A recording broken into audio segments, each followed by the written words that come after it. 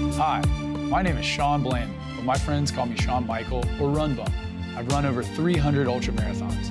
I've been first, last, and everything in between. I started and owned Runbum races where we put on 11 trail and ultra running races a year from Central Florida to Southern Virginia. I hope that with my trail running and race directing experience that I can help you train smarter, run further, and fall in love with trail running. If you find this podcast helpful and or entertaining, please help me out by sharing it. I'd also like to invite you to run or volunteer at one of our mini races. Welcome, friends, to the Bend, Don't Break podcast. Hey guys, it is your host of the Bend, Don't Break running podcast. My name is Sean Bland. Some people call me Runbum, or my friends called me growing up Sean Michael. This week, I went to Pennsylvania, Central PA, after having a crazy snafu of missing a flight by like 12 minutes and then having to fly to a different airport, having to go to Pittsburgh and then drive 4.5 hours to go to run one of my favorite races. Actually, scratch that. My favorite race in the entire world, like serious, no joke, the Hyner Trail Challenge 25K. There's also a 50K. It's in the middle of central Pennsylvania. Kind of out there in some place that most of, unless you're from PA, have never heard of. It is hands down one of the most beautiful races I've ever run. It is probably the largest trail race I've ever run on the East Coast, possibly in America. There's about 1,200 people that register for the 25K, another 550 or so register for the 50K. The 50K starts like an hour before the 25K. Whole thing starts in this old airfield where they get, all these cars parked as far as the eye can see, and you line up, you start off, you run about, half mile on the road, and then you jump on the trail and immediately are met with some pretty brutal and demanding uphills. The 25K has like 3 major uphills, 3 major downhills. It's got a little bit of technical up, technical down, easy down, long up, flat, some road. I mean, it literally has everything. So it is constantly changing. Beautiful forest, beautiful views. Very, very, very next level run from a race directing standpoint. It's well flagged, well aided. People have been running aid stations here for 10 plus years. It's really cool. Craig Fleming is a race director. He's one of my good friends. He puts on all the PA Trail Dogs races. I believe they have 7 or 8 races now, all in that central PA, Lock Haven area. They've got Hyner Half. They've got Hyner Trail Challenge, 25K, 50K. They have the View. They have, I believe, the 15K. They have the Slate Run, 25K. They have Call of the Wilds, 25K and 50K. And I'm probably missing some other stuff. Craig also helped design the Eastern States 100K, which he's no longer, or 100 mile, which he's no longer, I don't think he's still the race director of, but he actually helped, kind of the early years of that, get that going. So Craig's an awesome guy. He does a ton of trail work. They're always posting work days. They've created this beautiful community of there, of very just accepting, helpful people of all abilities from first to last. It's just truly beautiful. One time Craig told me about Heiner. He said, Sean, it's really cool because about a third of the people run the 25K. About a third of the people walk the 25K, and the other third hike it. And it's really cool. He said, I've watched people come out there, they hiked it, it kicked their butt, they fell in love. And then subsequently, he'll watch them come out there the next couple of years and become a trail runner. And that to me is really cool because you have an event that is not only accepting of people hiking, but it's also accepting of people running really fast, and it's building trail runners. Like, how cool is that? You're building your own community. And then all of the small local communities, these townships and stuff around there, they have the volunteer fire departments that come out and help with safety. You'll actually hear in this episode that after I ran the race, it was really cool sitting around with a bunch of other guys drinking beer, talking story. We then go out and help out one of the other runners that had actually had to be rescued. We didn't know it at the time, but the gentleman had a stroke. If you're wondering, he is now okay and recovering. but it was a scary thing, an adventurous thing. We actually carried them out on a Stokes basket with the local volunteer fire department. That was really cool. Today in the episode, I have on Jill Dennis, who ran the Boston Marathon the Monday prior to running the Hyner 50K. She was 86th woman at Boston Marathon, which is incredible. And then she was 5th place lady at the Hyner 50K, PRing, I think, by almost 30 minutes from last year, with a more stacked field this year. So I myself ran the 25K, and I'll talk about that here in a second.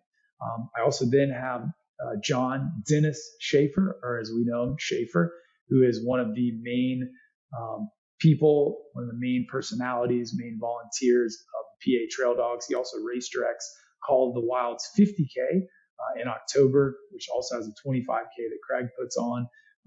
Shafer is amazing, good friends, has some really awesome stories. So we're going to catch up with him later. So I just want to talk about my race a little bit, because I want to talk about my experience of what Hyner means to me before we get this podcast kind of going. So for those of you who know me, I've run a lot of trail races, a lot of ultras, and I really, really enjoy racing technical, mountainous, hard, 30-kilometer or less trail races. Hyner checks all of that 100 times over. Okay. It's also got a lot of people. It's got deep competition. I would not consider myself an elite runner. At one point I did run for La Sportiva, and they've been sponsoring Hyner for quite some time now. So that was kind of how I originally heard about it, kind of in passing from another Sportiva runner. And then I actually saw, I'm dating myself. It's probably 14, 15 years ago. I saw, it might've been the cover of Trail Runner magazine, but it was somebody hiking up or running up the view, like the epic view, which is overlooking the Susquehanna River and this gorge or valley, if you want to talk about it that way. It was absolutely breathtaking. And I was like, where is that? And I looked it up and I read this article somebody had written on it. And I was like, dude, Pennsylvania? I've never even thought of that as a trail running destination. And Craig, with all of his races, has totally changed my mind on that. My two favorite places to run anywhere in the world currently, number one is Central PA, all of Craig's races, and number two is Central Florida in the winter. So highly recommend it, even if you can't run a race, but run a PA Trail Dogs race. They're awesome. Get up there, go check it out. And so I saw this and I was like, I'll do that one day. Well, about 6-7 years ago, I finally made it up to run the race. And I think before that, maybe we had Craig on the podcast that I used to host, the East Coast Trail and Ultra Runners podcast. And we talked about that at length, the race. And so I'd gotten to know Craig a little bit before I came up there and came and ran the race. And my goal was to run the 25K as hard as I could. It beat me up. I barely made it up the last climb. And I was like, oh, cool. Yeah, it's all easy from here. The top of this SOB climb, which the acronym, you can guess what that means.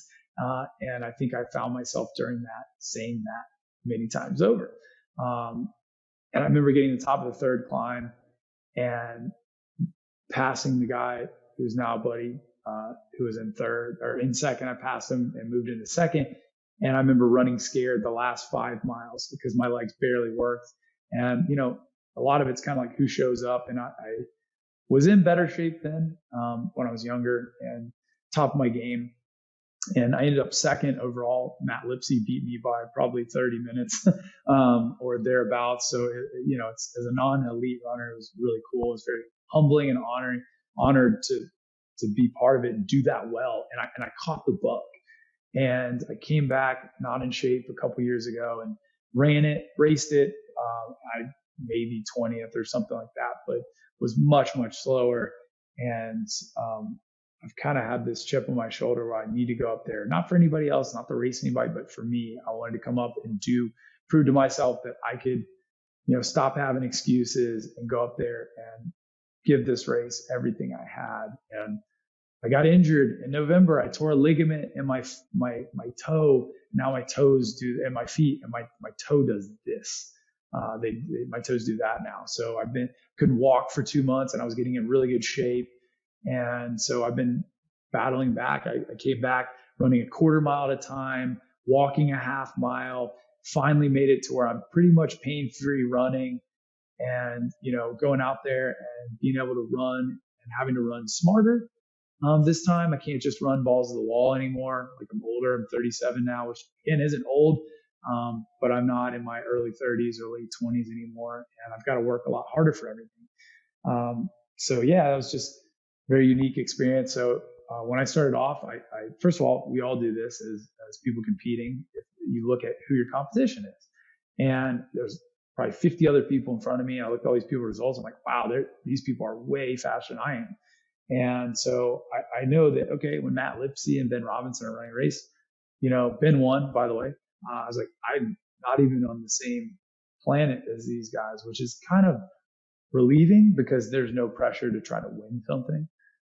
So for me, I came up with a game plan, and I'm telling you all this. At some point, if you're ever interested, send me a message. I'll kind of send you what I wrote out. But if I'm all out racing something and I want to do something the best I can, and it doesn't matter if I'm running for place or just running for personal best or trying to do the best I can, I still come up with a game plan. So I broke the entire course down in writing. This is what it is. This is what the climbs are like. This is the distances. And then came up with, okay, knowing my fitness, what is my game plan? Maybe time goals to certain things or thereabouts. I think where I should be, looking at other people, what they've done, looking at other people's Stravas. I went really down in that rabbit hole, and my goal is to try to break 230 or be somewhere thereabouts.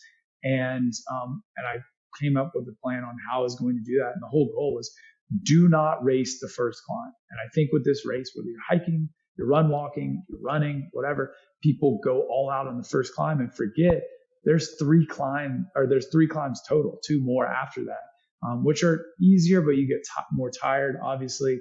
And then the biggest thing is that once you hit the top of SOB, on the top of the third climb, you have 5 miles with only 200 feet of gain. Like, your goal should be to get to that and have as fresh legs as you can to be able to just shuffle and have a turnover. And so that every decision I made during the race and before the race was to get me to the top of SOB and be able to run a low 7-minute mile or 6-minute mile if I was able to. And that's the first climb. I kept backing off, running across the bridge at the beginning.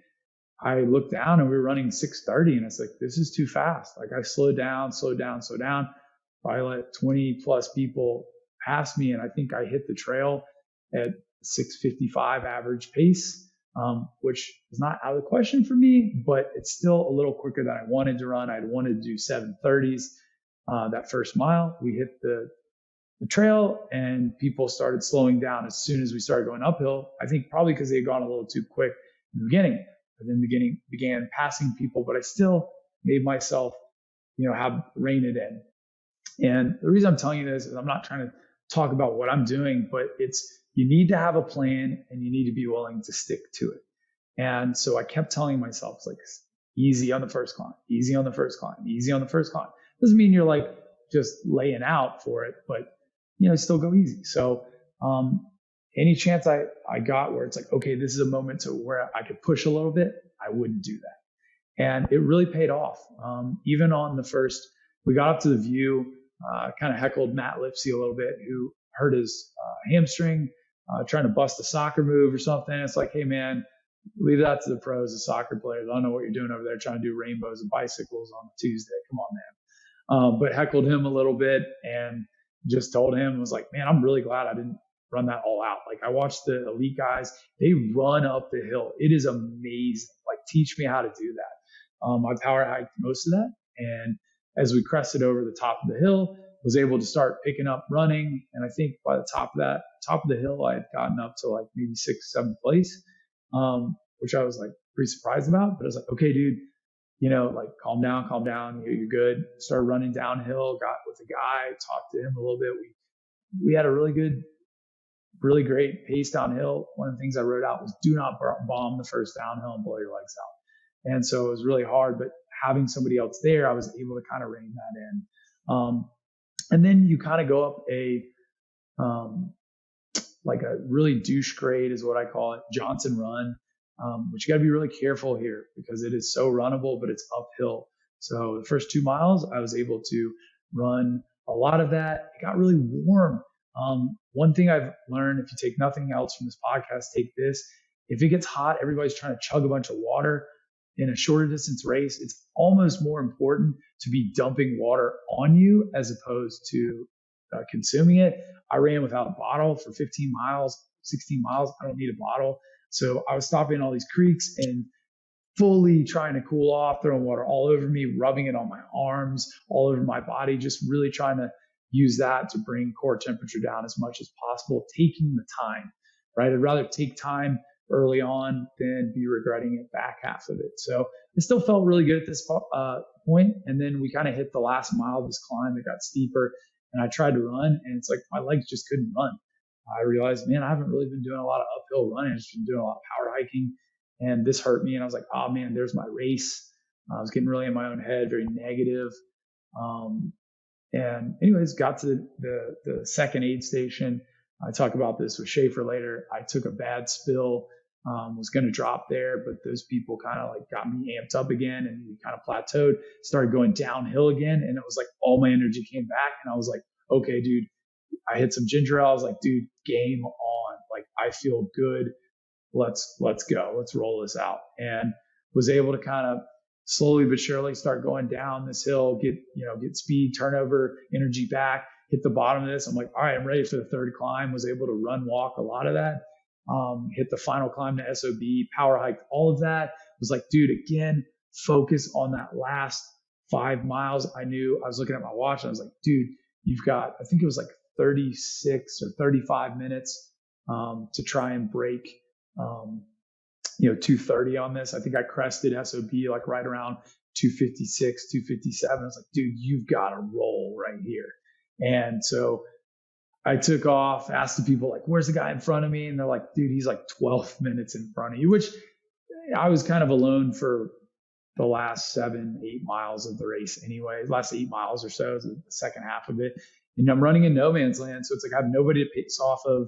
I don't know if somebody's coming up behind me. I don't know how far somebody is in front of me. I was just kind of rolling, doing my own thing and kind of looking at my pace. And my whole goal now at this point was like, dude, try to keep your average pace under 10 minutes a mile. And I think at the top of SOB, I was like 10:21. So I was like, you got some work to do, buddy. And my only goal is like, just run every step. You have to run every step. You have to keep a stride, start off slow, but you'll get back into it. And it's so hard coming off like 4,000 feet of climbing, 10, 11 miles in and having to do quick turnover at that. So, got going on that and was passing some of the folks that had, I guess, not made the cutoff for the 50K that were kind of going about, tried to cheer them on. And like my legs started going. At this point, I started getting cramps. My calves, muscles, like you learn very quickly about human anatomy and your own anatomy, trail running, because you start muscles and stuff you didn't even know you had start seizing up. We talked with Jill. It's like, what, and Shaver's like, what is an IT band? It's like, you don't know about that until it hurts, right? Inside of my thighs were seizing up. And it's like, I don't even know what that is. They were cramping up. And so when one muscle group would like start cramping, I would like, okay, well, I'm gonna start running with my hamstrings. That started cramping up. It's like, I'm gonna start running on my calves.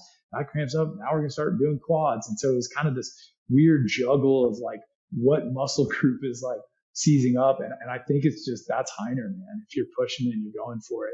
And I love it. I love it. And, I finally got to where it started going downhill and I wanted just to bomb as hard as I can. 5-minute miles. Let's go. I literally could not do that. Like my calves would randomly seize up. And as Shafer and I talk about Huff Run, it just goes on forever. And I just was literally teetering on like, man, I'm trying to break 230, but like I may not finish because everything is starting to seize up. And I love it because this race, if you're going hard and giving everything you can, doesn't matter your time, but it truly tests every bit of you, from the mental game to every muscle group you have, with every different type of terrain you experience out there, and finally get to the bottom of the Huff Run, hit the pavement, and I'm like, God, it's going to be close. And I'm like, everything I have right now, and you can see my heart rate just bikes. And I just let it go. And I was letting it fly. And at this point I was like, oh, you're not going to make it, slow down. That's what my mind's telling me. And it's like, no, screw that. Like if I miss it by 5 seconds, I miss it by 5 seconds, 10 seconds, whatever it might be, but I'm going to give this damn hell. I don't care. So I was letting it go, and about halfway across this bridge, I get met with like a 30, 40 mile an hour headwind. Like whatever it was slowing my progress, like, a minute or two a mile easily. So I went from running like a 5-minute mile to running like a 7.5, 8-minute mile, just like that. And tried to zigzag, couldn't get through it. And, ended up 2:30:50. As I'm coming down to the finish line, everything is cramping up. I'm trying to run on flat ground. I'm having to put hands on my legs, on my thighs to just go. Everything's seizing up.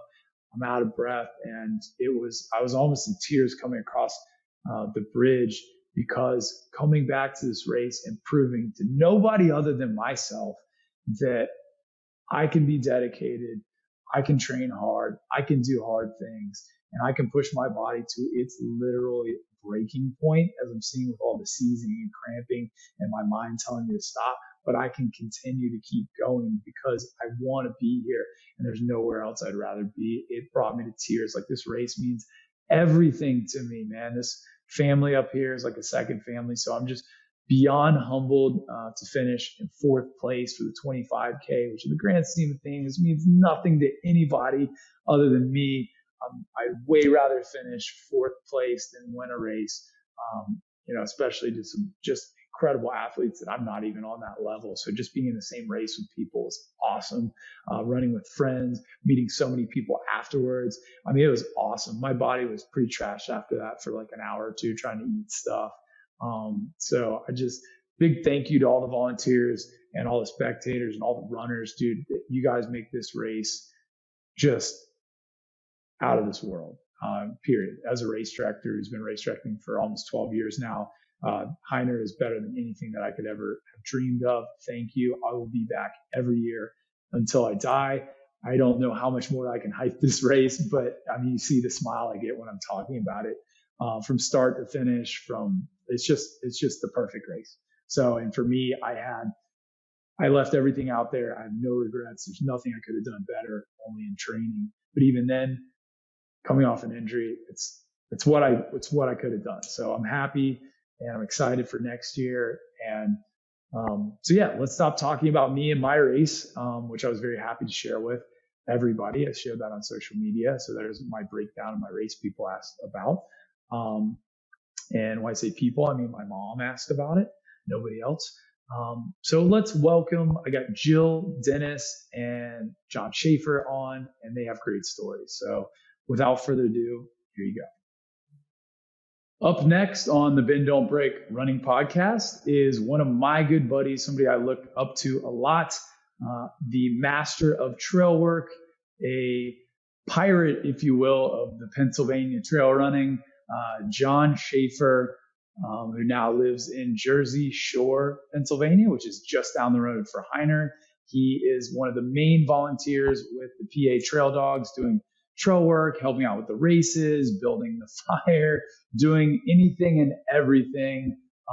John, dude, thank you for coming on. How are you doing? Thanks for having me, Sean. It was great having you up with us this past weekend. Oh, dude, you guys are awesome. So let's talk about this for a second. We interviewed Jill earlier. She talked about how she got into running Heiner a couple years ago and racing and stuff like that. You pretty much, I want to hear how you got involved with Heiner and the PA Trail Dogs. That's what I want to hear about. All right. We'll try and give you guys the Reader's Digest version. So this October will be my 10th running of the Call of the Wilds. So 9 years ago, this coming August, I got a DUI and terribly failed this field sobriety test in my driveway. And as I'm being cuffed and stuffed into the cop car, I've got the faces of my 3 daughters looking out from the window of my house. And once I put all that behind me, I was kind of like, you know what? I need a lifestyle change, especially if I'm going to be a role model to my 3 daughters. And my wife's like, well, you've been running with friends. Why don't you try that trail run you've been talking about called Call of the Wilds? And at that time, it was the first year that Craig put together Call of the Wilds Mountain Marathon in Eastern States. So I did it, bought Trail Runners magazine, looked to see what kind of trail running shoes were rated the best. So I got a pair of La Sportiva Ultra Raptors, and I probably had about 10 to 12 pairs of those now over the years. And they're one of my mainstays in my arsenal of running shoes. And it wasn't till, so that was my first year, complete train wreck. It was like 10 and a half hours doing that thing, gashed my knee open, IT band, didn't even know what an IT band was at the time. And so I've done that race every year that we've had it. It wasn't until 2017 that my middle daughter, Elizabeth, and she'd been running with me for about 2 years at that point. She was 12 when she started running with me, and she was 14 when she and I ran our first Hyner together. And it wasn't until 2018 that she confided in me on the way home that that was her most favorite trail race, and she had a really good time that day. So, as a parent, you're kind of thinking you're doing something right. So it was 2018 then that Craig 17, the end of 17, beginning of 18, when he kind of took me into the fold. And it's like one of those stray dogs that you kick to the curb and they keep coming back. So he couldn't get rid of me. So I thought, all right, come on, join us. So, and I've been with Craig and the Trail Dogs ever since. So that's awesome. And I was going to say, as you said, and I've told the people that are listening to this that have heard me speak before, it probably sounds like a broken record, but it's so true that what the trail running community's given me over these last 9 years. I mean, what it's done for my life, for the lives of my family. I could spend the rest of my life working every day on the trails and giving back to the community that's given me so much. I'll never be able to repay what the trail running community's done for me. So I get out there as often as I can. I feel that so much, man. And it's kind of funny, like two things I want to talk about with what you just said. All that's just really cool.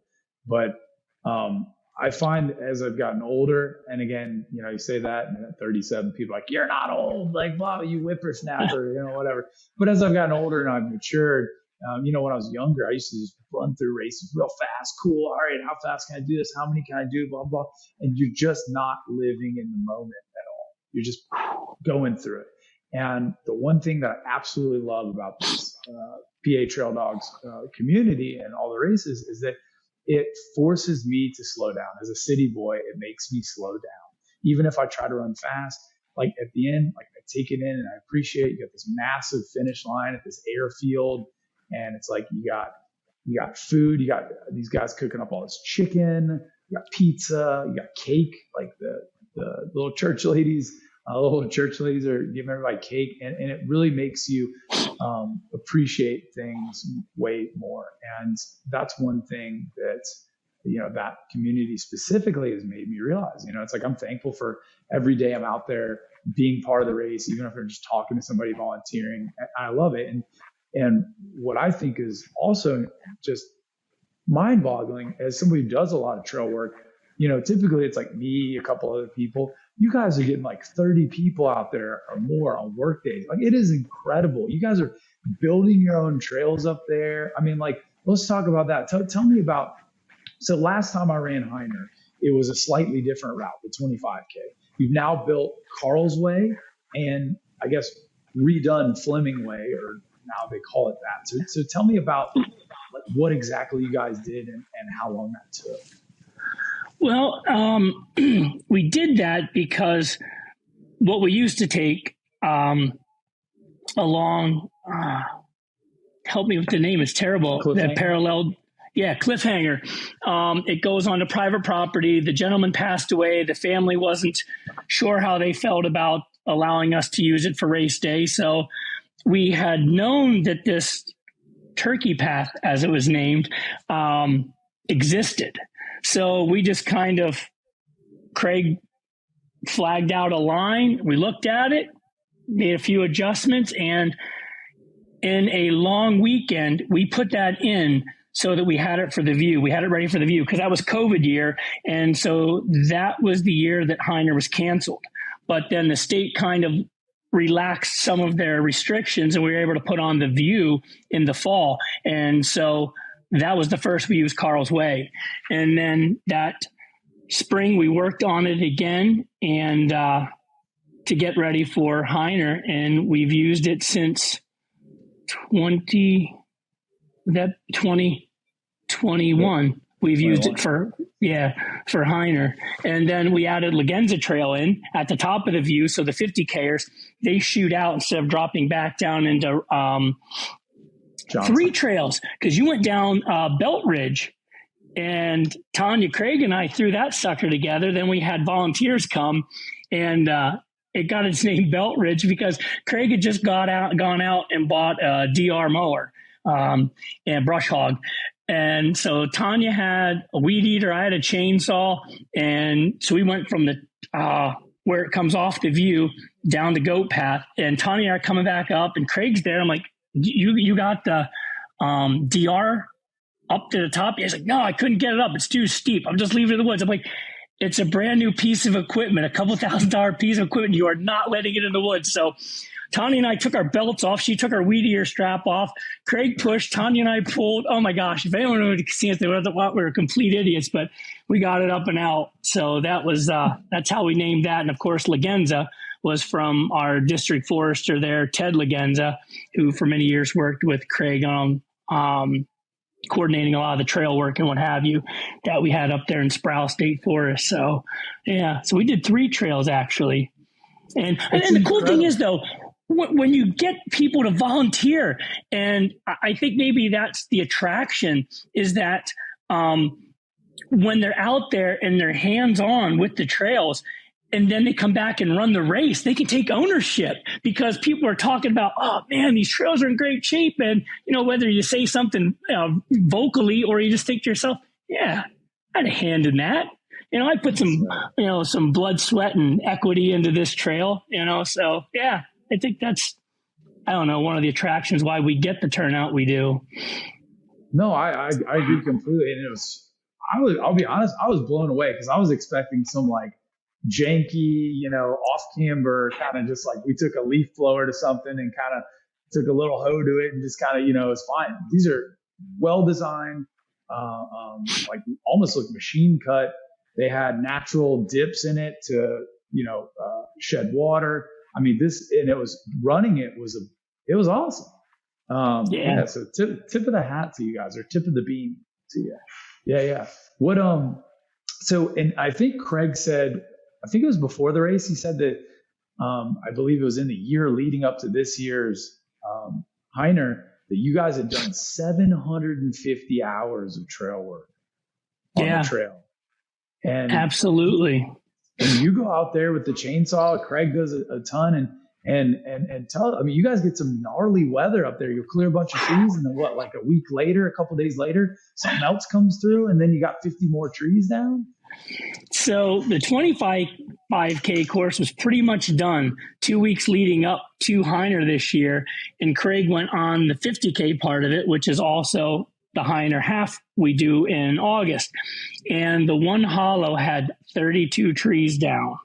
And we get those downbursts and it just crashes. Plus, you know, we've got the emerald ash borer. So a lot of the trees that are coming down across the trails are the darn ash that have died and they're just standing. So you get a violent windstorm and they're coming crashing down. So, well, Huff Run, you saw the fresh chainsaw marks on Huff Run when you ran down that. There was, I think, 17 trees that had fallen right prior to the race. So it's crazy. Yeah.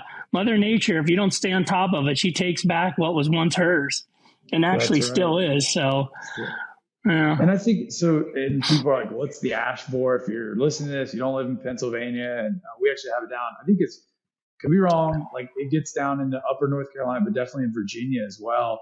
And it's like this little insect that eats, like bores in and kills the ash trees. And correct. It's from Asia. It's non-native.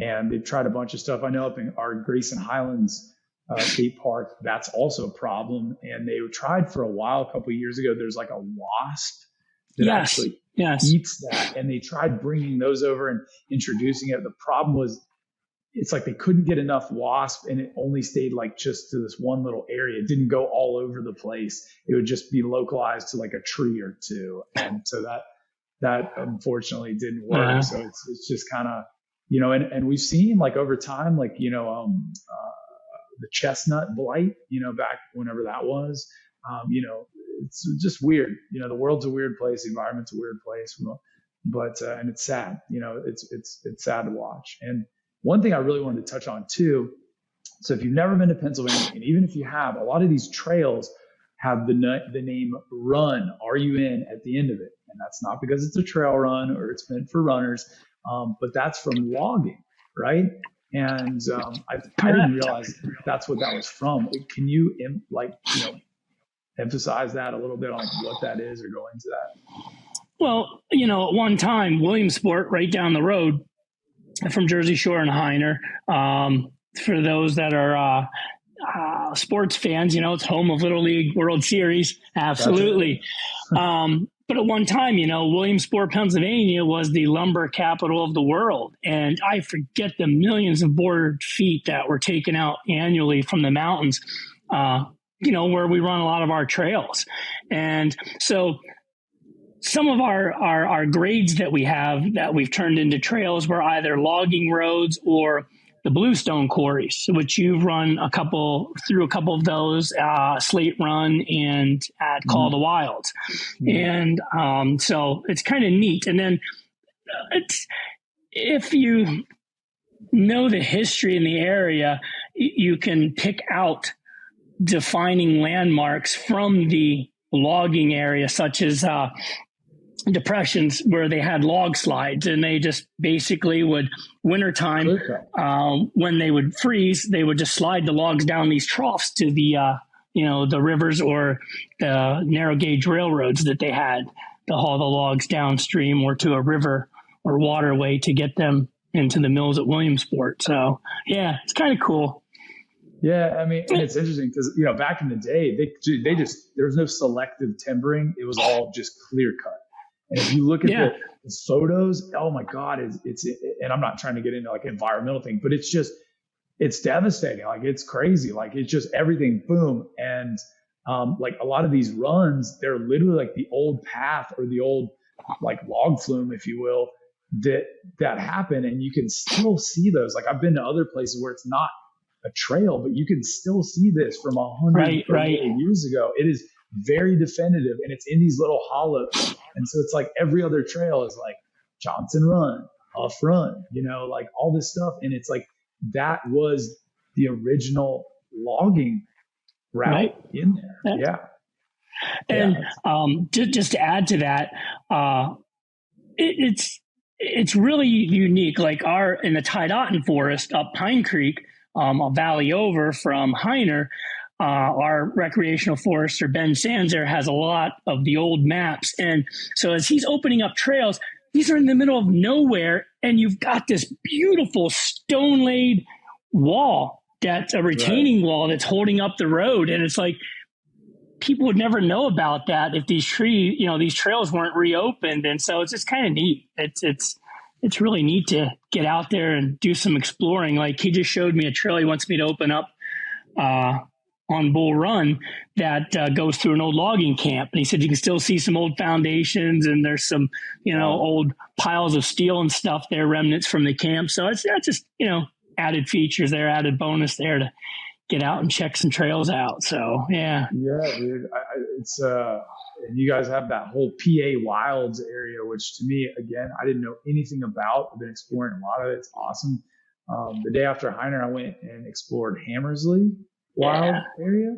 That was really cool. I got to see some old growth hemlocks. And they're huge, and they're second growth, I should say.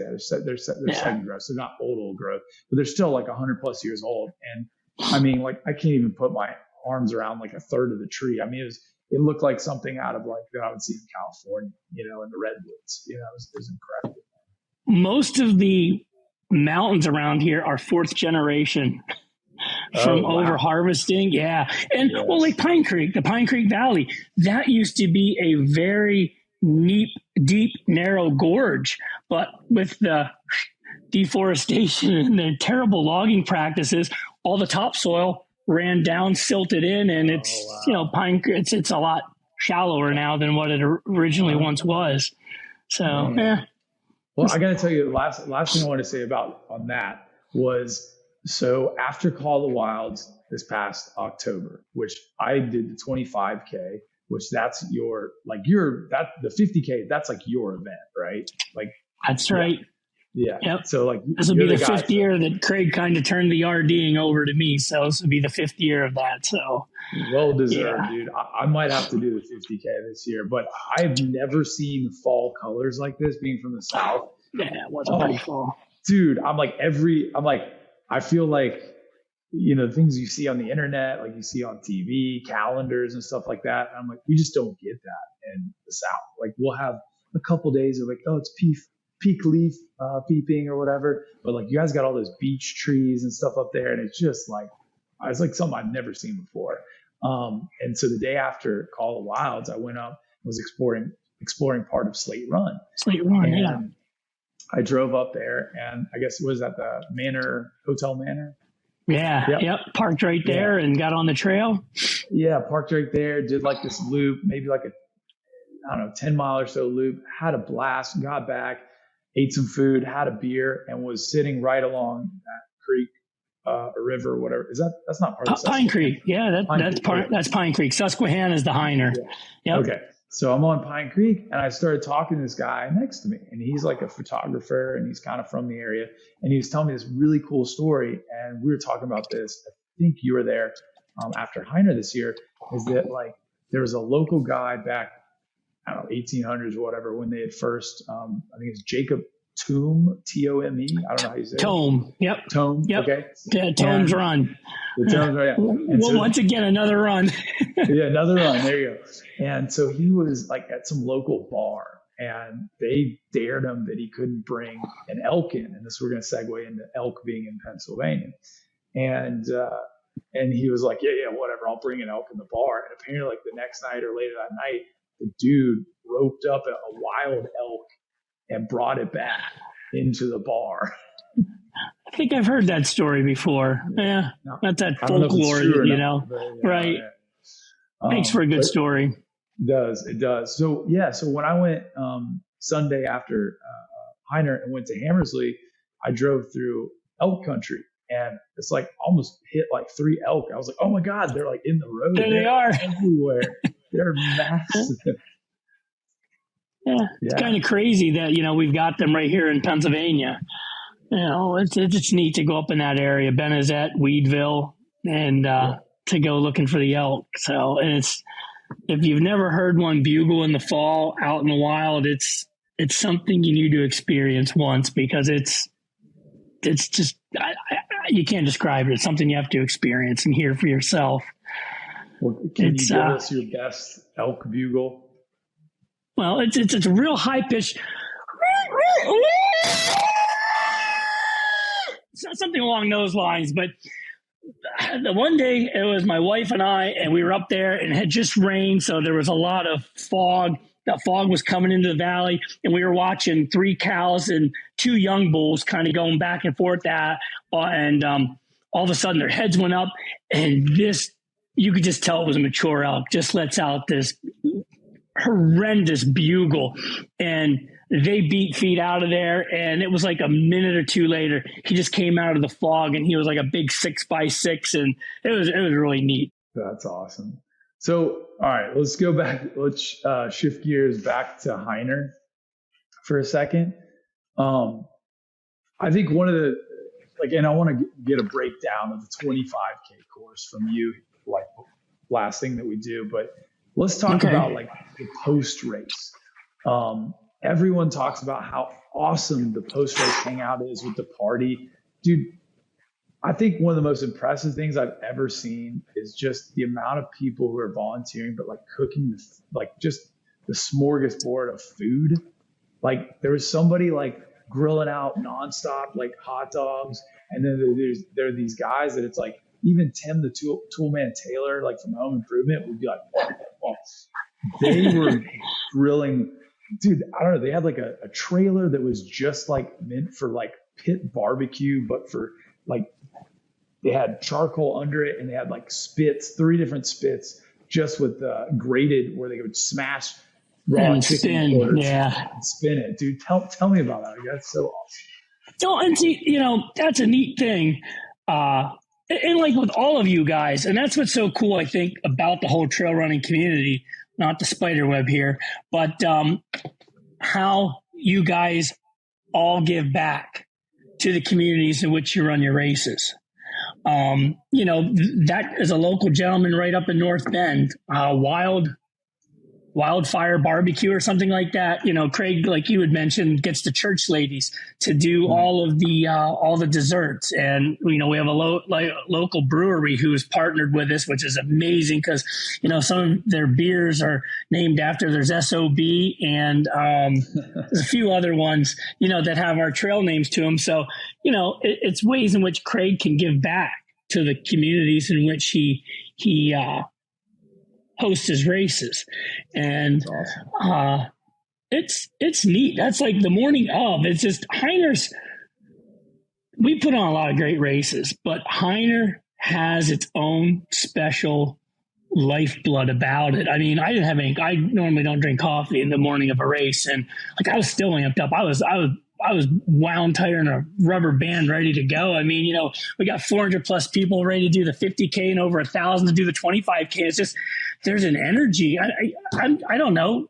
Did you feel that? I mean, that excitement, it's something. It's neat. It's something to experience at least once in your life. It's just whether you're a participant or just come up as a spectator. And it's just to be a part of it. It's something unique.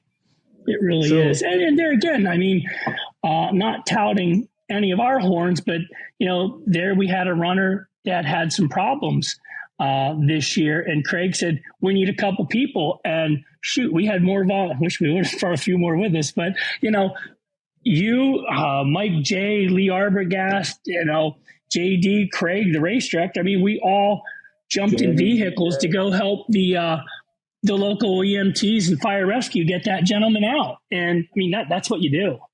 Let's talk about that for a second, because that was a story upon itself, right? So a bunch of us have been run the race, yourself included. Not you, but a bunch of us have been drinking beer all day and having a really good time talking to people and just, BSing around. And then I see Craig rounding you guys up. And I knew immediately when he was doing it, I go, something's wrong. There's a rescue. And, it's like, I got a beer in my hand. I got to be a part of this. I go, hey, I know what's going on. I said, Lee, I'm coming with you. Now, Lee is a firefighter, right? So correct. He's like, yes. Yeah. So I go, Lee, if you're getting somebody, I'm coming with you. He was the only one that didn't run that day. Right. The other seven of us ran. That's right. Correct. And so all of a sudden it's like, all right, Lee go, hey man, we're going now. I go, now? He goes, now. And I'm now. Like, all right, shit. Let me grab a bottle of water and a jacket and let's go. I had no idea what we were doing, but I was like, I knew we were going to do something rad. And, I've had this stuff with my races before too. And we drive up, of course, where does somebody get hurt and go down? Always the most remote part of the course, the hardest place to get somebody out. Absolutely.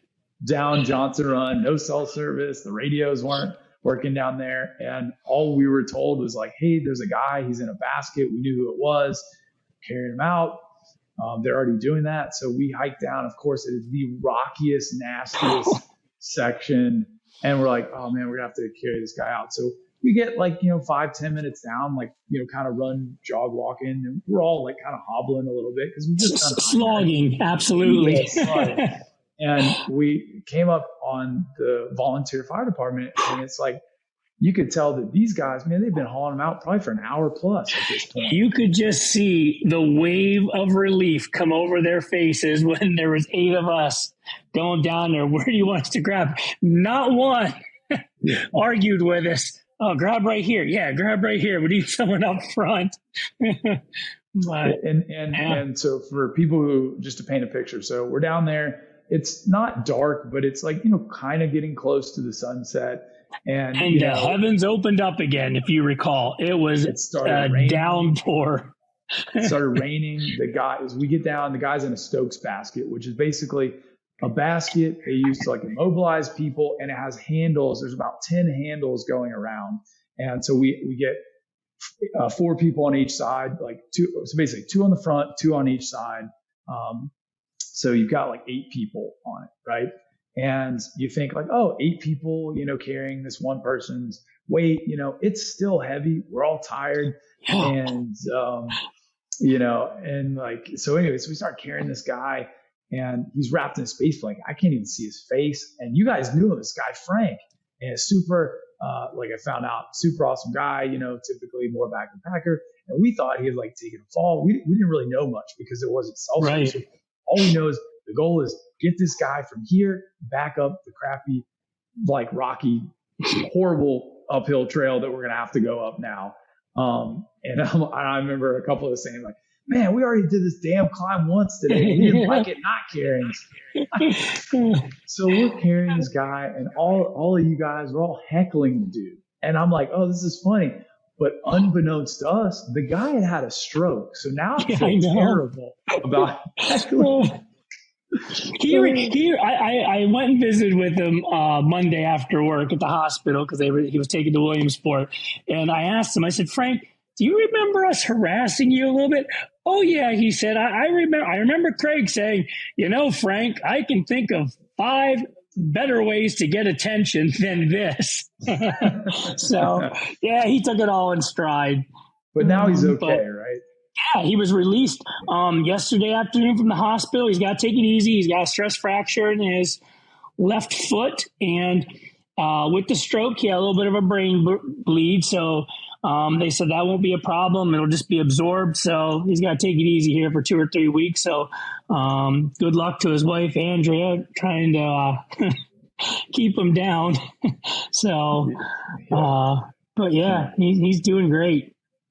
Man, it's scary stuff, dude. And obviously with Carl a couple years ago, who passed away during the race, an older gentleman who was your good buddy, who's just an awesome guy. I met him in passing a couple of times. It's this is all serious stuff, going out to go rescue somebody. So, so tell me about your race. So you've been volunteering, getting this stuff all ready all week long, and all the months prep before this.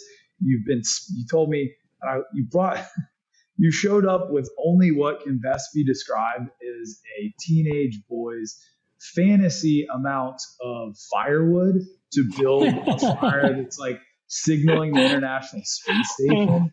You literally had a trailer full of wood for a fire. You've been splitting wood. I've taken my lead from Craig. You don't want to run out. So we don't like to run out of beer, food, or firewood. So that's right. And that fire, so you lit this fire and it literally stayed burning even through the rain. That's how solid. You get a good bed of coals there. You can keep it burning through anything. But right. I said, one thing, trail miles are certainly different than just running miles on the trails. And, it showed. I think that's why I cramped so terribly. Plus, it was hot. If you recall, it was humid and hot in the morning. And I think what happened was I dehydrated too quickly and wasn't getting the fluids back into me because I was shooting for a 3:15, 3.5 hour finish for me, which is good. It ended up being 3:36. So I was close to being the lower end of my mark there, what I wanted, but I just cramped up something fierce. It's my own fault, this lack of training and preparation. Dude, but it was still a good day. Hot. It got really hot. I love kind of the people up front, if they're racing and stuff, I love kind of just messing with it. Come on, man, you guys taking this too seriously, you deserve it a little bit.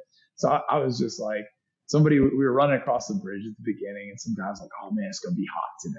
And I said, the guy from Georgia is laughing at that, and everybody starts laughing and stuff like that. And it's funny because I stopped no less than 10 times going up Johnson Run, like just stopped running, took handfuls of water and was like dumping it on me, being like, Absolutely. okay, when's somebody going to catch up to me? And I was like, what are they going to say when I'm just like throwing water on me like a madman? But man, I think that was for me was what the difference of me feeling really bad and feeling acceptable. Sure. So what's it like? So you've done all these trails so many times. You obviously done so much work on them. It's like, every turn, nook and cranny on this. Like, is that a good thing when it comes to like racing it? Like when you're like, I'm going for a time goal, or is it harder doing it that way? Well, I mean, it's fun going into a race you've never run before because you're going into the unknown. But at the same time, on the obverse side of it, a race like Hyner, Call of the Wilds is like, yeah, all right, cross the bridge. All right, there's a gopher hole right here and there's a stump you got to jump over. But, at the same time, though, you can kind of pace yourself. It's like, all right, I know I've got a flat spot coming up here where I'm going to run. I'm going to push myself. This is a steep grade. So I'm going to jog till I get to that steep grade. And then, I'll power hike it up to it. So I don't know. I think there's pros and cons to both. It's like I know when I get to the top of SOB, if I haven't hydrated enough or taken my salt tabs, I'm going to stink and cramp going out that horseshoe road. And once again, I think once. So let's see, 17, 18, 19, 20, 21, 22, 23, 7 minus 1, 6. So the 6 years that I've run it, well, I shouldn't say that. The year of Carl's passing, we didn't make it back to Cleveland Hollow. We got pulled there on the 50K side of it. So the 5 times I've run it, and it's happened to me in training runs as well. I invariably always cramp, and I normally carry the gel form of BioFreeze, and I'll rub that on my cramped areas, and it doesn't make the cramps go away, but I think it numbs it enough that you can keep on pushing through and they don't cramp up and get any tighter than what they are. So I didn't have any of that on Saturday, but yeah. Pro tip, never put BioFreeze, Icy Hot. Don't ever put it above your waist because it will always sweat down below your waist. Front or back, never a fun time unless you like to torture yourself or you really want to go faster. Like, so I found the ones that they're basically like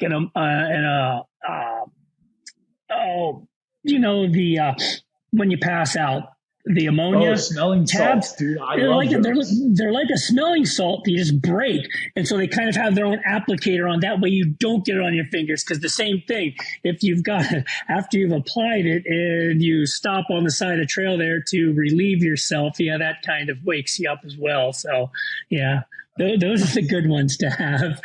Dude, maybe talking from experience. Those smelling salts are no joke. Like I saw people were talking about it. Apparently like bodybuilders do that stuff before they lift big. Oh yeah. I've hit it a couple times. Like I bought, I had 2 different ones. One of them wasn't super strong, but it's got that, it's, ammonia, whatever. It's got the ammonia in it. Right. And it's like, and I'm not saying anybody should do this or use this or whatever. Right. I don't know anything about it. I'm sure there's not, I'm not waking up and huffing smelling salts to wake up. But I just kind of wanted to see what it was like. You just add water to it, you shake it up, and then, you smell it. And it like, the first one I had, I was like, oh God, man. Oh yeah, I'm awake. The second one I got, it was like somebody roundhouse kicked me to the head, dude. I was like, my eyes were watering up. I couldn't smell my nostrils, my lungs were burning. I was like, whoa, I'm ready to fight a wolf in the wild, That's no joke. So last thing, let's talk about real quick is just give me the breakdown of what the course is for the 25K, like what it is, in brief of kind of like what people, if you haven't run this before, what to expect from the topography to, the trail bed, like if it's rocky or not, to what you're going to see, what it's okay. like.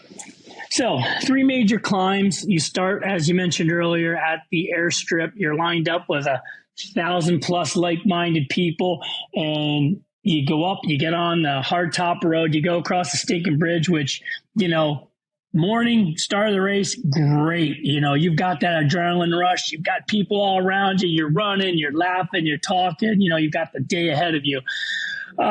Continue on the hard topped road. And then, as you said, Carl's Way is a really nice trail. And, your top 10, 20 guys, they're running the whole thing up it. And the problem with that many people is, though, you normally get caught up in traffic.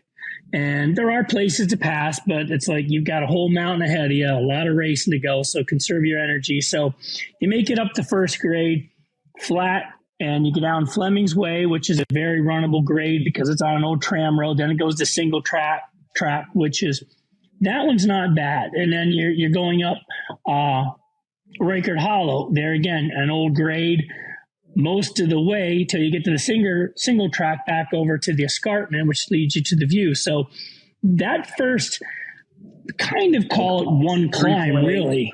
Yeah, it's a climb and a half, like 3.8-ish miles, yeah. Till you get to the view. So, of course, I always tell people we've got 2 other views that we cut out prior to getting to the view where they hang glide off or paraglide in your case. And got a nice aid station up there. And then the 25Kers, we head down just the start of Reichert Hollow, and then we get onto our new trail, which is amazing because it's just soft. It's pretty much rock free. You're in a lot of pine needles. Yeah, exactly. You get on Goat Path, which takes you over to Johnson Run. And there again, that's still very runnable, nice single track. And then you start up Johnson Run. And then down. And now it's a long grade up Johnson. So the first part of Johnson, very runnable, got multiple stream crossings back and forth. And, you've got options. You can either hop, skip, and jump across logs, rocks that we've got placed in the stream bed, or just right through the water. And then you turn up. Real quick on that. Yeah. So I mapped it out on Gaia GPS, and it's basically a 3.2 mile climb from the very bottom. Okay. I know. Isn't that crazy? It's wow. Okay. So that's longer than I realized, but It makes sense. So the first 2 miles is what I call a douche grade. It's like that. You don't want to run it. It sucks. It's like a Chet or like a Brad or a Chad. And if that's your name, I apologize. I'm just, I'm being that guy, whatever. But you don't want to run it, but it's runnable. And especially if you run fast and you're not hiking it, it's like, ugh. So, and then as Shafer's talking about, you're crisscrossing across these creeks, streams, or whatever you want to call them. So you're going these little dips, and then it's rocky and not, and wet and not. So yeah, anyway, so it's like the first 2 miles I'm guessing is about a 4 to 7% grade. Right. It's not, it's not real, real severe. And then you cut to the left branch there of Johnson, and that's where she starts to get gnarly. Once you, that's actually a good climb once you come off the main stream bed to get to the gas line, cross the gas line, and then it gets rocky. And then if you look at a topo map, your lines are pretty close together. And well, that's where we found Frank and carried him out. Once you get up out of Johnson, we put a new trail in there to get the distance we needed, because the old way, you would go left out of Johnson over to Post Draft. And now we go right, cross the road, and then you come back into Post Draft. And it's rocky, it's runnable, but you have to pay attention because there are a lot of rocks. And then grade aid station, the Vets Plus put on up there at the head of Post Draft. And then Post Draft is single track, and the very top of it is really bony. But it's runnable. You just have to watch your step and pay attention to what you're doing. And then you get on the single track that's got a fair amount of loose stone on it, but still it's runnable. So tough. It's so that coming out of that vet aid station is, and I'll tell you, this is a segue side story. Is as I'm coming into that aid station, I'm feeling like crap. I'm thinking about dropping out. Right? I know where you're going with this. Yeah, and somebody goes, "Hey, runner up, way to go, way to go!" Because whoever was in front of me was like 12 plus minutes or something like that at this point. So it's like, they're like, yo, is everybody okay? Right. And I look up, and as soon as I look up, there are these little like bumps in the trail. I kick one of them. Dude, I ate it so hard, and I would have face plant, but now I've fallen so much that I rolled my shoulder and was able to kind of, roll it out. And roll with it, right? I hit so hard, Shafer, it took the wind out of me. And then I get into the aid station, and everyone's like, "Hey, what do you want? What do you need?" And I'm like, and I'm choking on ginger ale, and I'm like, and I finally go, "I can't talk. Give me a minute." And they're like, this guy's a jerk. And it's like, it's like I'm covered in dirt. And they're like, "Looks like you took a fall there." And I'm just like, which way, that way? And I just take off running, and somebody's in a Sasquatch.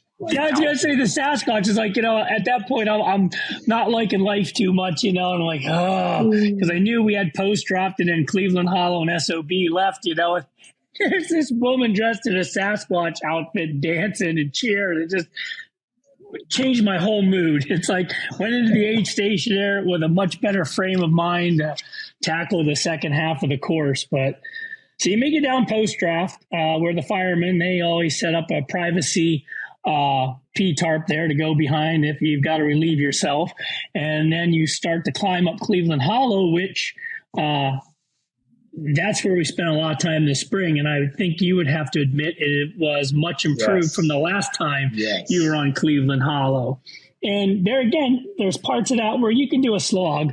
If you're an average, above average runner, you're going to slog parts of that with the numerous switchbacks you have. And you cross the same gas line again. And then you've got SOB, which is pretty much straight up and down. But the only saving grace is from the bottom where you look into the top, you can see the top. And so you make it up to the top of that. And our Boy Scouts, they've got a great little aid station right there. And then it's pretty much a grass-covered forestry road for 2+ miles with a slight uphill. But after the 3 hills you just climbed, that's just a bump in the road. Come out onto the gas line again. Though? Like, isn't it funny? Sorry to interrupt you again. It's funny to me because every time I get there, I'm like, oh, man, this is going to be so easy because you're going from all this climbing, all this technical, and you try to run. And I remember being like, oh, like I don't really remember how to, my body is like, my mind wants to, but my body is not accepting of this every time. Absolutely. So then, you've got that nice easy spot out across the gas line. Then you get on the Spring Trail.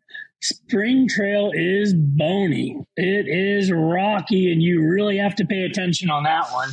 And then that's the whole Spring Trail is the whole trail, which you're probably on 3/4 of a mile, I suppose, before you hit the hard top at the top of Huff Run there. And then Huff Run, we spent a lot of time in there this spring as well. And that's a very runnable grade. It's got some loose stone to it, but typically running down. Yeah, typically running down hills, it's like, this is great.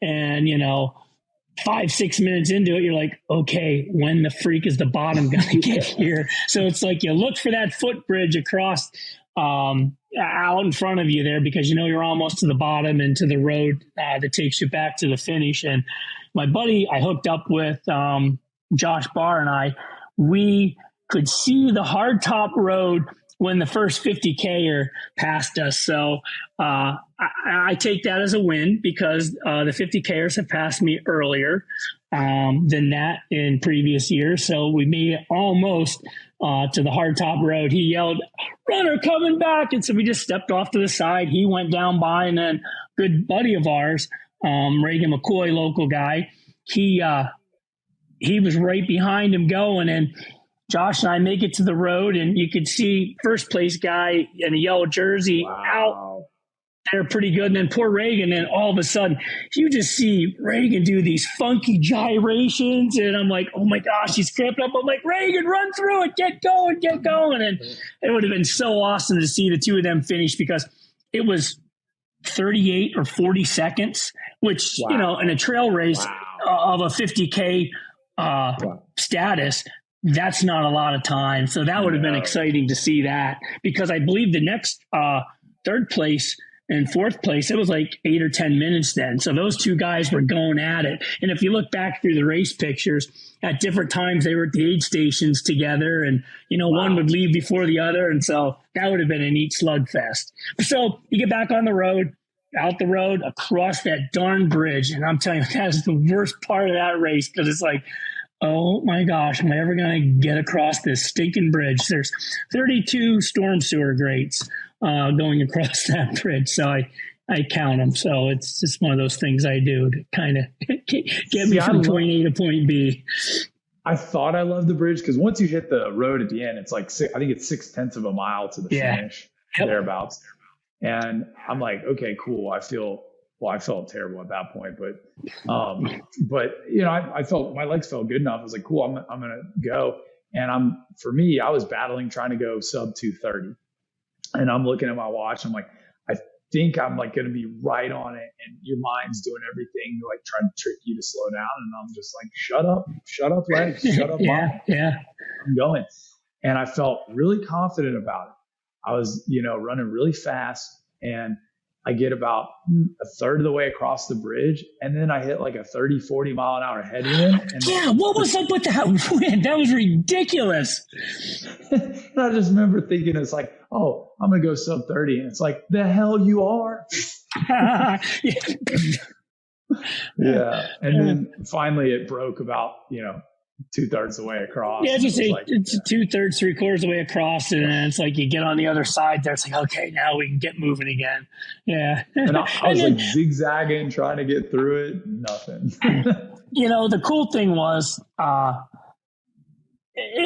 that's another neat vibe. I think about Heiner and a lot of our Rocksylvania races is that, first, second place, third place finishers, they're just as important as the last person crossing that finish line. It's just so cool to see them because the weather did suck as the day progressed. We did get a beautiful sunset. The sun did peek back out again there right around sunset time. But, there was still droves of people there at that finish line with cowbells and just cheering and hooting and hollering for everyone because, like I said, anyone that toes that start line and makes it back across the finish, they deserve a round of applause and some hooting and hollering and celebrating for their accomplishment. So it's just neat.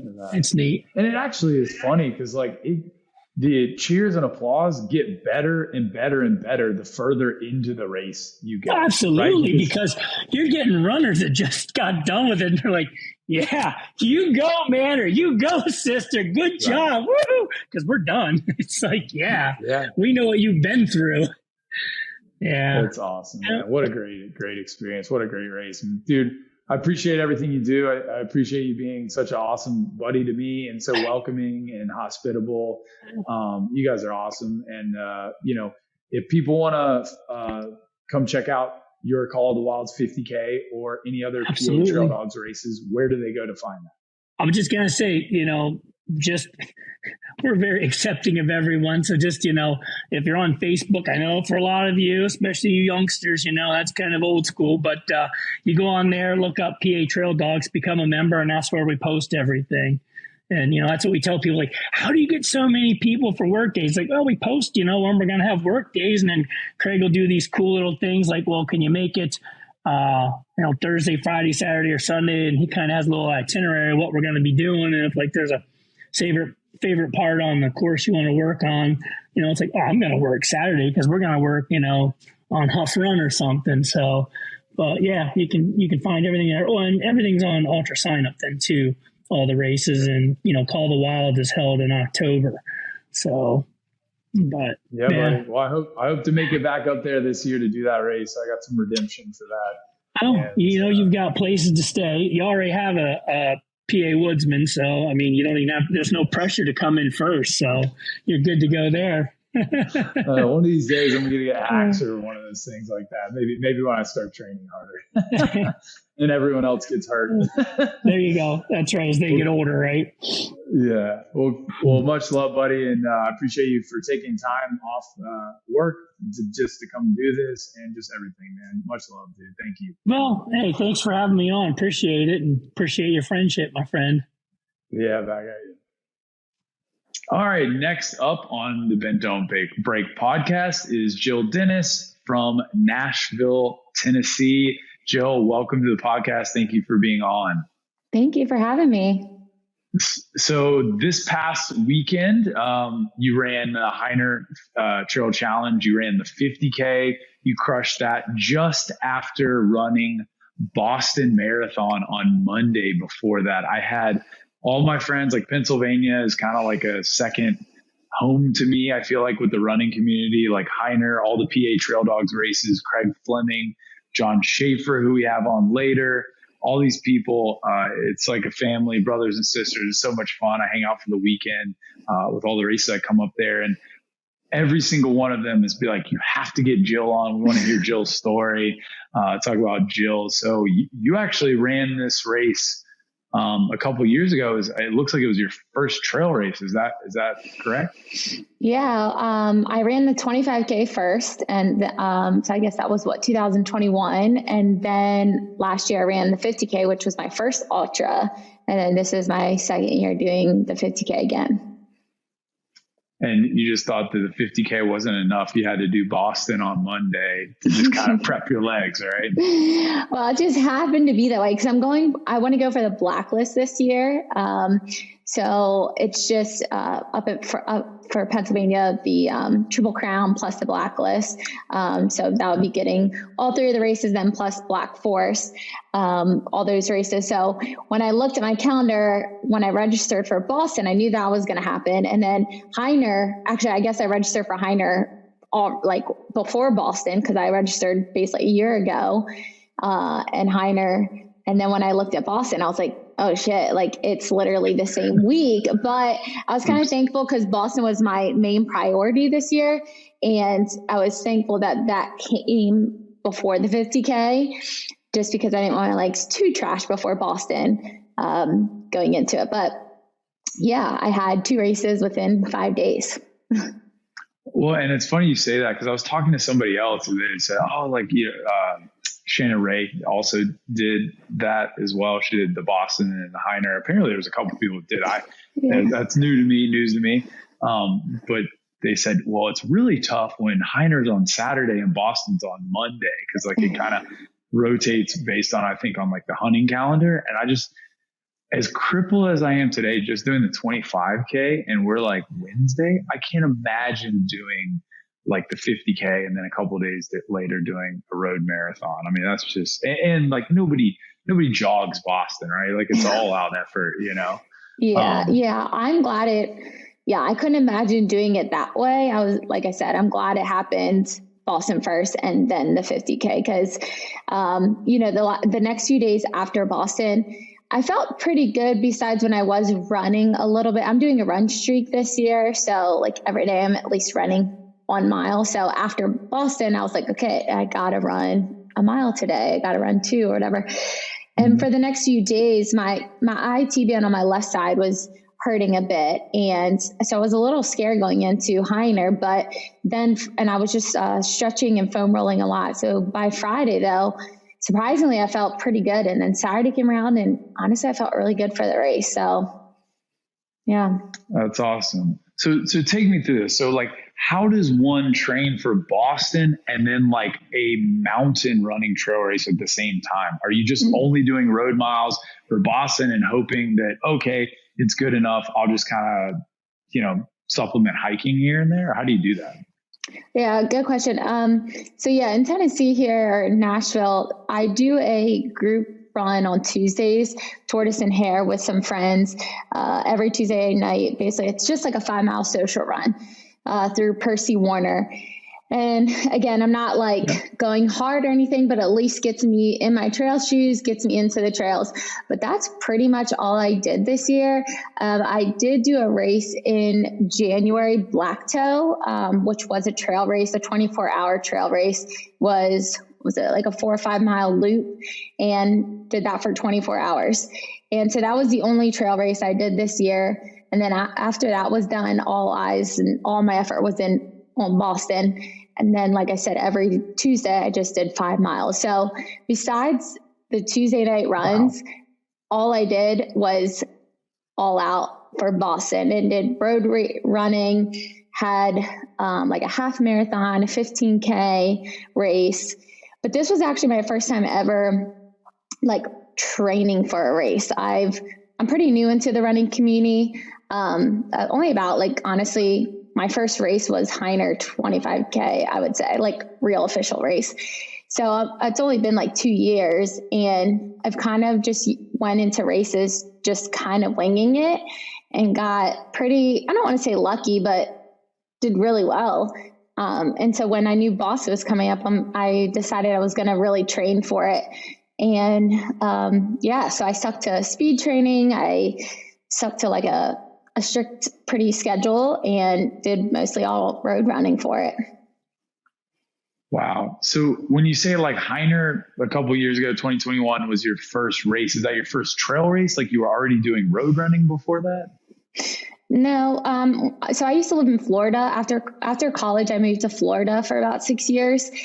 I think when I like very first moved there, I think I did a 5K on the beach, and I did one like 10K race over a bridge. It was like an inaugural race that they did over the Skyway Bridge.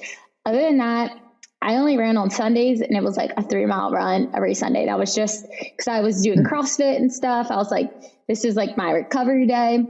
But no, I never did any other race until when I actually moved back to Pennsylvania during COVID. I've always wanted to do Hyner because one, I went to Lock Haven for college, and right on. Yeah. And then two, we actually have my family, we have a cabin right by the mountaintop. So it's about, when you get to Hyner, it's like 20, 30 minutes of that to get down to like really any of the races around that area. So I've always wanted to do it. My cousins, I have 3 guy cousins, they have done it like the past 10 years. Me and my brother just never did it because being in college, and then I moved away. So when I moved back to Pennsylvania, it was like the year that it was like right after COVID that a lot of people deferred their bibs or their races that year. And so Craig actually opened it back up like a month or two before. It was like a month. And I had a friend who texted me and said, hey, they just opened it up. Like they never do this. If you want to register for Hyner, like you should get on it. I just on a whim signed up a month before Hyner. Didn't even have trail shoes. I had nothing. And wow. I decided to just go for it. I had a month to like train for the 25K, and I ended up getting second female. And I was like, wow, I guess I'm like decent at this. So then I just kind of added some more trail races throughout the year. So yeah. That's awesome. I bet all like your CrossFit friends are like, when you're like, oh, I'm going for a run, they're like, oh, why would you do that? Like, that's punishment. Yeah, exactly. Well, I always, in the CrossFit community, like, sometimes we have some runs in the workouts, and those are the days like I loved. I always loved the cardio. I was always like really good at it. Running was always a thing I was just natural at. Even in high school when I played field hockey and basketball, I was always the fastest one. But like even growing up, my parents said, you should join like cross country. And I was like, why would I just run for the hell of it? Like, no. Right. And then now here I am. And I was like, man, I should have gone to college for that. I should have maybe gotten a scholarship or something. Yeah. See, I played soccer my whole life, and I totally relate to that because it was like, I hate running. And it's like, even now I try to do everything I can to not look like a runner. Yeah. You know what I mean? Like, it's like, oh, and I, even to myself, I'm like, I'm not a runner. Like I play soccer, like that's crazy. Why would you? I know. I still tell people, I'm like, yeah, I mean, I run, but I don't know if I'm like, they're like, Joe, you are a runner. I was like, I guess like, yeah. So you run Hyner for the first time. It sounds like you catch the bug. Like take us through now. So, and it's really cool because like, again, looking at your ultra sign up results, which is like, it's funny. Like, I don't ever look at people's ultra sign up results until they come on the podcast. I'm like, oh, cool. Like, let's see what this person's done. And it's like, you've done a lot of PA races. It's really cool. You did Slate Run as well. I haven't run the race, but I've run, which is another one of Craig Fleming's PA Trail Dogs races. Super awesome. It's in June. Big shout out. You should, if it's not sold out, you definitely need to go run it. But, that's a really cool course. It's 25K. I think you did pretty well. Was that the same year that you did Hyner? You did that? Yeah, that was like a year I really did well. I got first in that. And that was actually one of my favorite races that I really liked, the Slate Run. I just liked that course because it was like uphill and you had like time where you could, I remember the hills being pretty tough, but then you had time where you can catch your breath and just speed. And then you like down hills and stuff. It was just a really fun race. Then what else did I do? There was like the 10K up there, Sproul 10K. Yeah, I haven't run that. That looks cool. Hyner half I did. See, I got my brother into this too. So my brother so I'm 30, my brother's 34. And after he saw me doing some races, I think he kind of got that bug too. He's like, well, if my little sister can do it, like I can do it. So we're kind of competitive with each other. So he just did the 25K at Heiner, and this is his second year doing it. So he's kind of caught the bug now too. So he's not as good as me, awesome. But well, I love little sibling rivalry right there. Like he knows it, but the thing I love about Heiner is from somebody who I live in Atlanta, right? Born and raised, live all 37 years of my life here. And it's so cool to come up to like Pennsylvania and this like, I don't know, like, so I assume, you know, Camp Woodward, like it's like the largest skate park in the world. It's like right outside of State College somewhere. Like, I don't know, it's somewhere between there and Hyner. I don't know if you Google it, it's whatever. I went there in 8th grade and it was like, I'll never forget. We were driving around in Amish country. There's people with horse and buggies. And next thing you know, there's these massive half pipes and people on skateboards and bikes just going up and down them. And I was like, this is the wildest place I've ever been to. You know, there's farmland everywhere. And it was really interesting. And to like come back and be part of the races in a very small part, just as a participant, is really cool. And it's interesting to me to see, like, just, I've never been anywhere else in the world trail running where there's such a strong community, period. You know, like it's what Craig has created and what all the volunteers and people that come and do this year in, year out is amazing. You see families like grandfathers, fathers, moms, daughters, like all these people. And what I find very interesting, at least with the 25K, is you got like a third of the people hiking, a third of the people run hiking, and then a third of the people running. And it's like, you know, maybe the first year they come and they hike. Maybe the second year they come, they get inspired. You know, it sounds like you already started way up, but it's like people catch that bug for these races in this community is because they're awesome. Like I truly believe Craig is like the Rembrandt of like painting Pennsylvania trail races. It's like every race, I don't know, maybe you can relate to this at all. It's like Hyner. It's like, what's so great about it? And the answer is everything. Like there's technical up, there's technical down, there's steep up, there's steep down, there's gradual up, gradual down, there's flat, there's road. Like it has everything. And you've got, I don't know, it's nice to, at least on the 25Ks that I've run, it's nice to have that constant change where you're not just doing the same thing. You know? Yeah. And I think with Pennsylvania, like me being from there, I love going back to it all the time.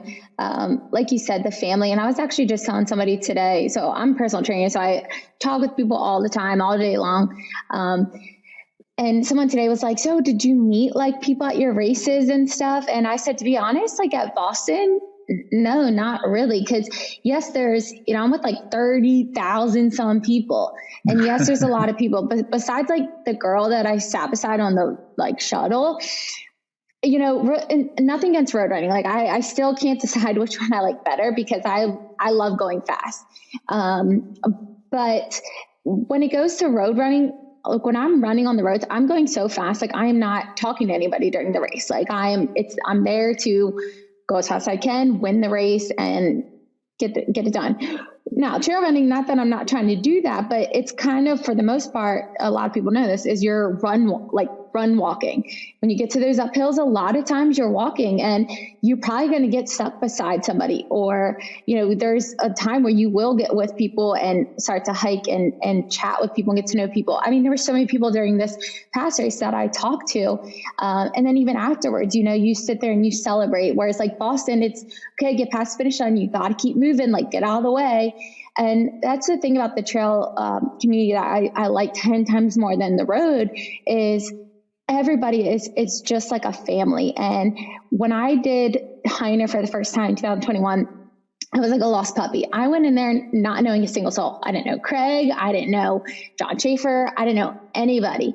And now I go, and I mean, just even after the first Hyner, I go now and everybody knows me. There was people, I was telling my dad and my brother when I was there at Hyner this past time, people in the race and even people afterwards like, oh, that's Jill. And I literally felt like, and not being about myself, but I felt like a celebrity. Like people just knew me, but everyone is so nice. And like, it feels good to be surrounded by people and to cheer you on. And just, you know, like you said, it's just like a big, family, and especially in PA. I've been to other trail races. Don't get me wrong. Everyone's like that in the trail community, but there's just something about Hyner that, especially that race, Hyner is their big, like everyone says, like the Super Bowl of Pennsylvania. See, I think it's just the Super Bowl of trail running. I tell people this all the time. And like, what do I know? I said, like, you know, this is the greatest race that and I see this as a race director. It's like, I aspire to have something like Hyner, or even close to it. And I know that I never will.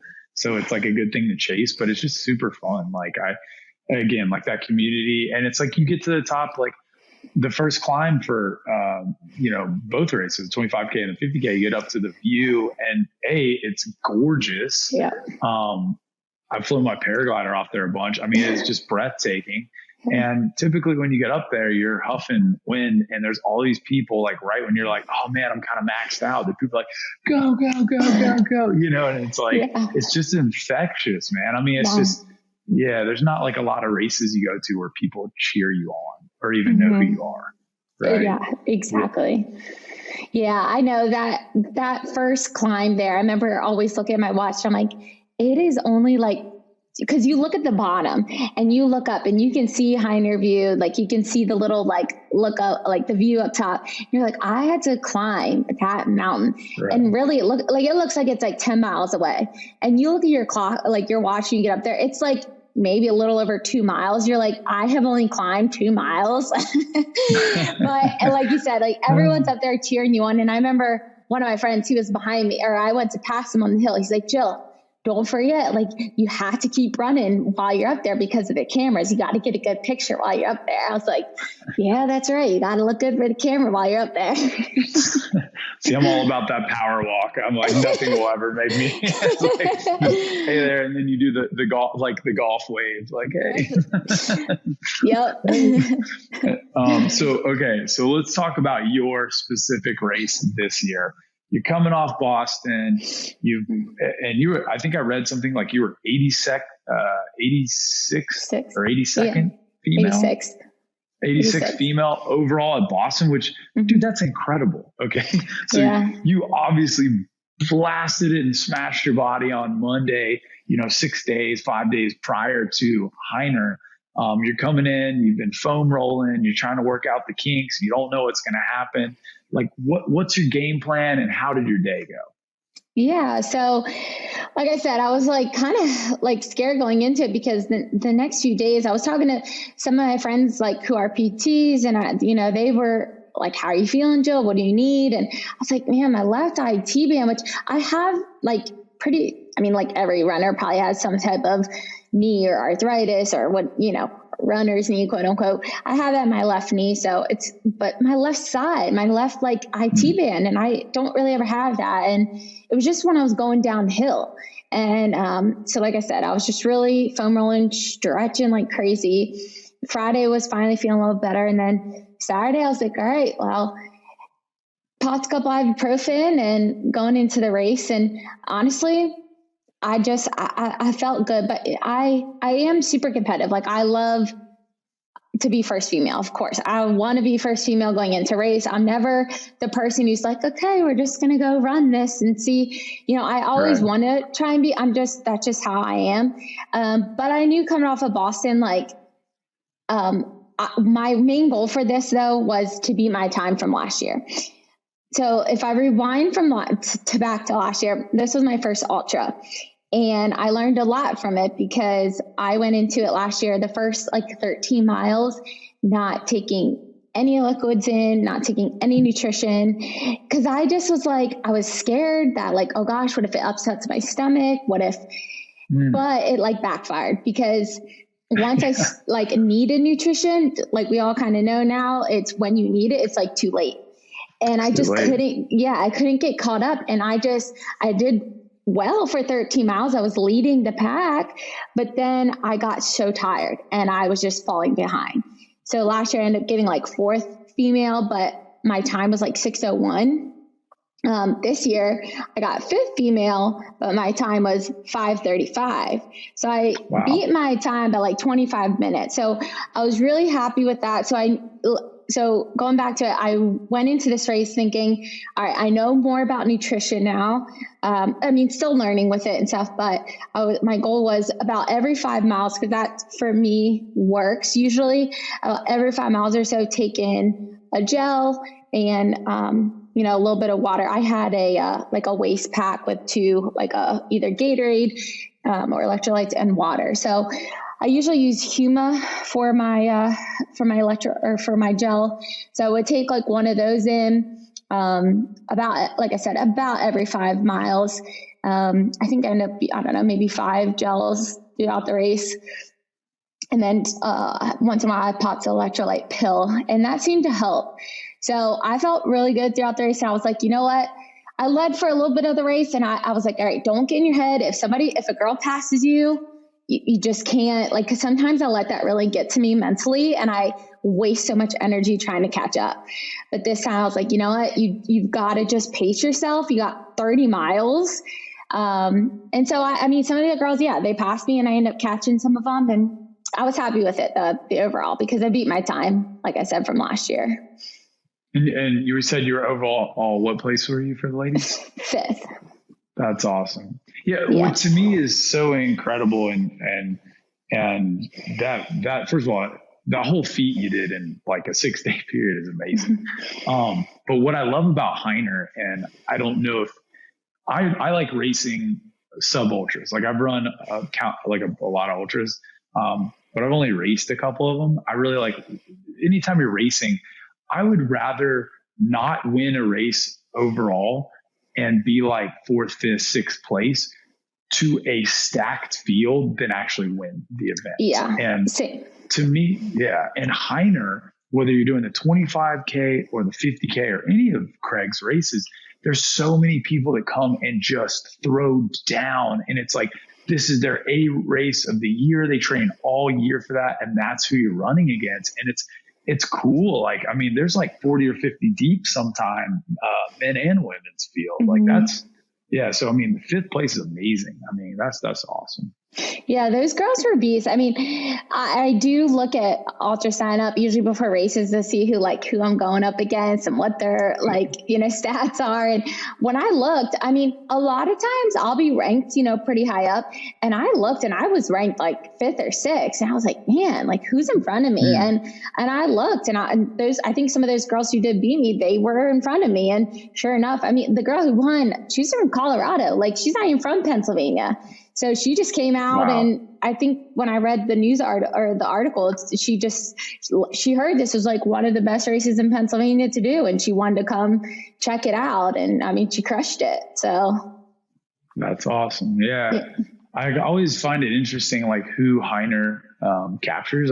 Myself, I had heard about it for years before I did it. I actually saw, I think it was a cover of Trail Runner magazine. And this was honestly, it was 15 years ago. So I'm kind of dating myself a little bit. And I was and it was a photo of somebody up at the view. I was like, oh my God, that looks amazing. I had no idea PA looked that pretty. And I've been lucky enough, that's what suckered me in. And then now that I've been up to the races, come help with trail work, done, we had group runs and stuff like that, stayed with Craig a couple of times, flew my paraglider a bunch off Heiner. It's now I've gone exploring around the area and I'm oh my God, I just want to there's so many trails. I'm I just have to keep going on more and more trails. I love it. So here's my question. What is your favorite non-race trail that you've been on in PA? Do you have a go-to loop? No, honestly, because I haven't really lived in Pennsylvania, besides in college, but in college, I didn't really run. One of my professors up there, Dr. Wilt, I think maybe a handful of times we used to run some trails, during class, like after class, because he was a trail runner.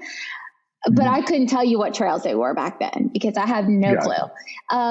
And then after college, I sent me to Florida. Then when I came back, I only ever ran the trails up there when I had races. So because I'm from, like when I lived back home for a year, I'm from York, Pennsylvania. So I'm like from that Lancaster Amish country area. So I would run some trails like in York. But they're not, the ones up in like the Hyner area are so much better. And it's so interesting to me, like that Dutch influence in like PA. So like, again, being from the South, like you don't really know what to think of PA. You're like, oh yeah, that's just like up there in New England, kind of. I don't really know what's going on there. And it's like funny hearing like the jargon, because it's not Lockhaven, it's Lockhaven. You know, and it's not Lancaster, it's Lancaster. Yeah, it's so funny when you know someone's not from like Lancaster or from the, because they're like, oh, you're from like Lancaster. I'm like, oh gosh, like no, it's Lancaster. It's like nails on a chalkboard. Yeah, I'm like, oh boy. Yeah. So what is next for you? Obviously you crushed Heiner in Boston. You said you're doing the Triple Crown. Actually, how about this? What is the Triple Crown? We kind of breezed over that for people who don't. Yeah. So the Triple Crown, which then is if you want to do the blacklist. So actually last year, here's the thing about me. I sign up for races very last minute. Very last minute, because I just do that. So last year I signed up for Eastern States 100 miler 2 weeks before the race. Yeah, I did that, and Black Forest 100K. So I did those two and the 50 and Hyner 50K. Well, none of those don't count. You need World's End to count in there for like the Triple Crown. So I missed World's End because, like I said, I signed up for everything kind of last minute. And World's End is in June, which last year I did Mid-State Mile down here in Tennessee, kind of during that time. So now this year I was like, you know what, I'm going back to redeem myself because I did all those races besides World's End. So I'm going to go back and redo all them. So what's next for me is to get the blacklist. So that would be next up is World's End, 100K, which is in June, June 3rd, which then 2 weeks later, I have Mid-State Mile down here, which if nobody in Nashville or like Franklin area, but that's a last man standing 1 mile loop. That's probably one of my favorite style of races. Then from there I'll probably have some other races, but Eastern States 100 miler, which will be in August. And then that's so brutal in August too. Like that's just mean to me. Like what a beautiful course. And it's like, oh, this looks awesome. It's like August, like everything's just so hot, humid. There's rattlesnakes everywhere. It's surprisingly I didn't see any last year. I didn't see any. Oh, really? Nice. Yeah. And then to finish that off, it would be Black Forest 100K in October. And that's a midnight race. So how is that? I've heard like good things about that. I was a little afraid going into it because I am not a good night runner. Not because like I don't like the dark, just because my body, whenever it turns dark time, I want to go to sleep. Like I literally am so tired whenever it hits dark. But it was the perfect timing because you basically sleep up till, I don't know, like 10 o'clock or whatever PM. So you got enough sleep. And then when you go to start at midnight, yeah, you might be groggy and stuff for those few hours, but it's only, I don't know, till 6 o'clock in the morning when it starts to get light out, you get that energy back up.